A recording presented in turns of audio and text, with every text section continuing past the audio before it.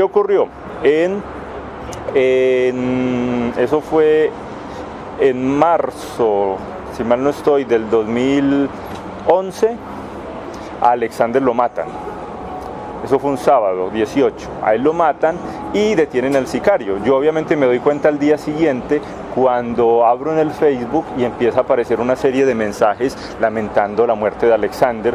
Yo llamo al papá, porque tenía el teléfono del papá, y le digo: don Gerardo, ¿es verdad lo que pasó? Y don Gerardo me dijo: ay, Wilmar, me mataron el muchacho.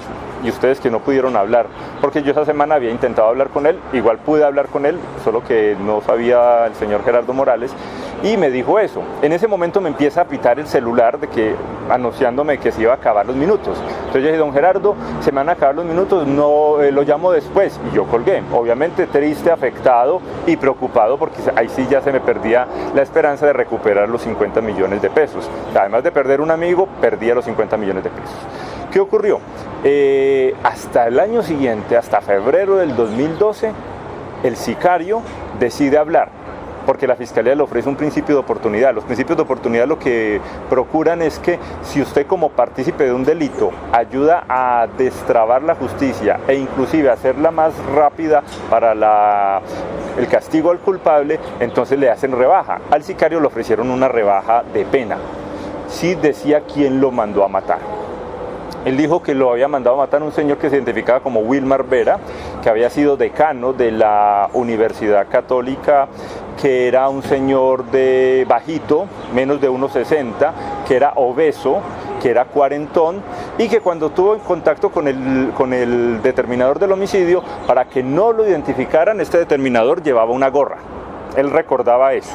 Y eso quedó en eso se llama, en el testimonio que le toma la Fiscalía, y con base en eso los agentes de la SIJIN empiezan a comprobar lo dicho por el asesino.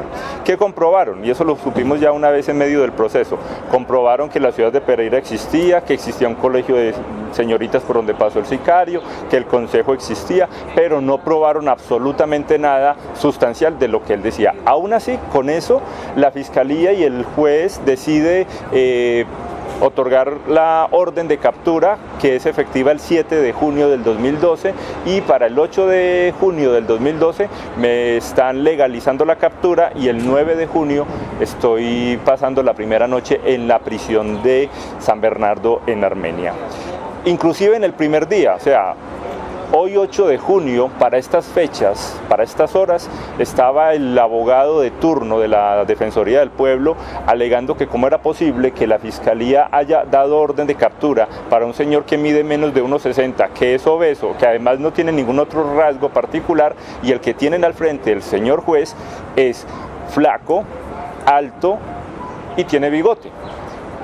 La Fiscalía y la Procuraduría dijeron que eso eran detalles nimios, que no eran importantes, y el mismo juez que ordenó mi detención fue el mismo juez que recibió al asesino, al sicario, en la primera presentación ante la justicia, cosa que es extraña porque eso se va rotando, pero el mismo juez, recuerdo yo, hace ya 4 años, ya finalizando el proceso a eso de las 8 de la noche, dijo que el sicario que había matado a Alexander Morales le parecía un personaje muy interesante porque hablaba como abogado, y el mismo sicario había dicho que él había estudiado 2 semestres de Derecho aquí en la Universidad de Antioquia. Entonces el juez estaba maravillado de tener un colega al frente como sicario, litigando junto a él.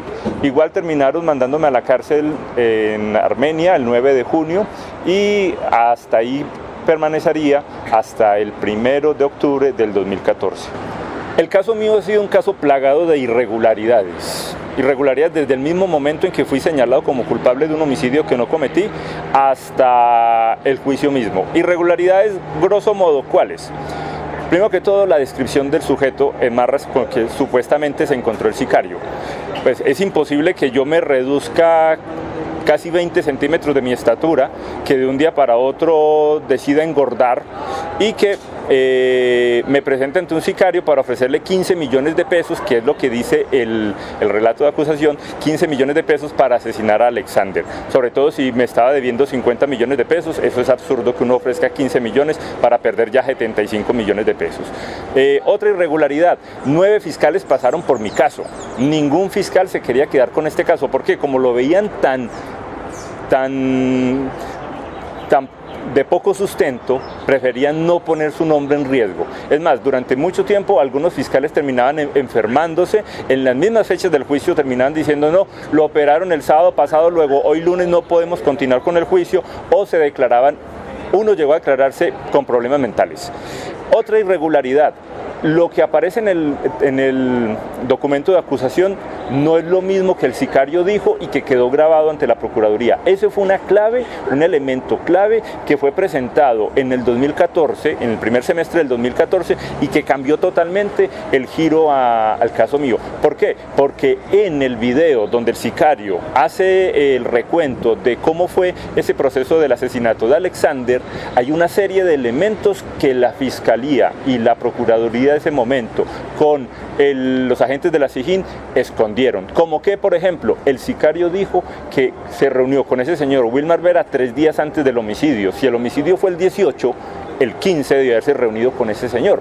Pero resulta que el 15 se demostró de que yo no había viajado a Pereira, de que yo estaba en la universidad, de que yo estaba en Medellín, pero la Fiscalía, de forma muy mañosa, prefirió obviar ese detalle y en el documento de acusación quedó como un día. O sea, en un día se reunió conmigo para no demostrar que no existía posibilidad de que me hubiera reunido con él el 18 de junio, el 15 de junio de ese año.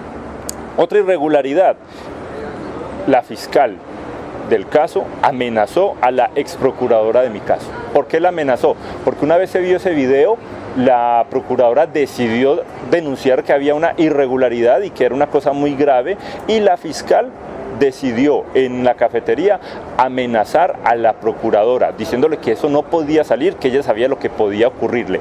Esas palabras de que fue amenazada por la fiscal quedaron en el juicio, porque detuvieron el juicio por culpa de esa situación cuando la procuradora, la ex procuradora de mi caso, denunció la amenaza por parte de la fiscalía si llegaba a sacar ese video, como en efecto salió. Y otra irregularidad, la SIJIN amenazó a varios de mis testigos para que no hablaran a mi favor. Es más, ellos llegaron a visitar a algunos testigos aquí en Medellín y con la falsa promesa de que era para ayudarle al profe, lo que hicieron fue amedrentarlos y asustarlos. Tanto es así que 2 testigos que tenían en la cárcel de la 40 fueron asustados por la SIJIN y decidieron no contar nada. Uno de ellos dijo, a mí me visitaron los de la SIJIN y yo ya no me acuerdo de nada de lo que había dicho. Los elementos probatorios que utilizamos para demostrar que yo soy inocente fueron básicamente, 1, demostrar de que yo no estuve en Pereira, 2, demostrar de que yo soy una persona que no es proclive a utilizar la justicia en su propia mano. Luego, un homicidio está por demás lejos de llegar a ser realizado por mí. Y 3, demostrar que todo fue un montaje.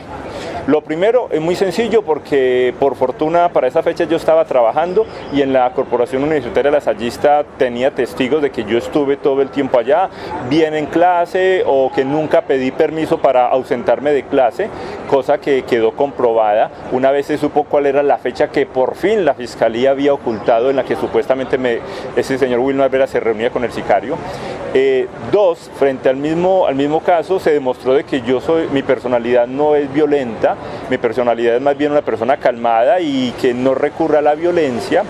Y 3, enumeramos una serie de irregularidades como las que ya antes había mencionado, u otras como por ejemplo que el primer procurador, el papá de la víctima, eran masones. Eso hace que ellos se ayuden entre sí. Yo no pensaba hasta dónde llegaba el poder, pero la masonería en Pereira es muy fuerte. Y cuando un hermano masón necesita la ayuda, los hermanos masones tienen que colaborarle. Todo el tiempo hubo una serie de manipulaciones del caso y, por ejemplo, lo único que tenían para señalarme como culpable del homicidio de Alexander era la palabra de un sicario que le habían ofrecido perdonarle todos sus crímenes, que eran más de 11 muertos. El testimonio del papá, que decía que yo lo maté y que estaba seguro de que yo lo había matado porque se lo decía el corazón. Y el testimonio de la familia, que curiosamente En el año en que a Alexander lo asesinaron, todo el tiempo estuvieron recordándome lo buena persona que fui con Alexander, pero a partir del 2012 yo ya era el culpable de la muerte de Alexander, cosa que era totalmente absurda y que es totalmente falsa. En este caso no hay una sola prueba de que yo haya sido el culpable del asesinato de Alexander, porque no existe. Yo nunca fui el asesino de Alexander. Es imposible haber cometido un homicidio y yo continuar tan campante como si no hubiera pasado nada, y para la fiscalía eso era muy normal. Cosa curiosa, que es de las cosas más patéticas de este caso. Junto a Santa Teresa de Jesús, a Francisco de Asís, yo tengo el don de la ubicuidad. Dice la fiscalía que yo puedo estar en 2 lugares al mismo tiempo. Y es más, la procuradora del caso, en los mismos alegatos de cierre, llegó a sustentar que yo salí de Caldas, como que la señora no conoce geografía, del municipio de Caldas a las 6:30 de la noche, y a las 8 de la noche estaba en Pereira planeando un homicidio. Eso lo dijeron los que se supone que deben probar lo que está ocurriendo para poder condenar a una persona. Es que no lo estaban condenando a una multa de 300.000 pesos, eran 40 años de cárcel. Y la fiscalía ni la procuraduría tuvieron la habilidad de demostrar que en efecto yo hubiera cometido eso, además porque yo no cometí ningún homicidio. No podían demostrarlo, pero ellos estaban centrados en sostenerse sobre una mentira, sobre un falso positivo judicial. En este momento el proceso fue apelado por la parte que perdió, en este caso la Fiscalía, la Procuraduría, el abogado de las víctimas, y en el ordenamiento jurídico eso significa que va a un magistrado, el magistrado del Tribunal Superior de Pereira, que en este momento está estudiando el caso. ¿Qué debe hacer ese magistrado? Mirar las conclusiones del juez, mirar las oposiciones del ente acusador, o sea, de la parte que está en contra de mi absolución, y mirar los argumentos de las defensas. Con base en eso, el magistrado decide si el juez actuó bien y deja en firme la sentencia, o, y ese es el riesgo, que el juez actuó mal y decida de una vez más mandarme a la cárcel.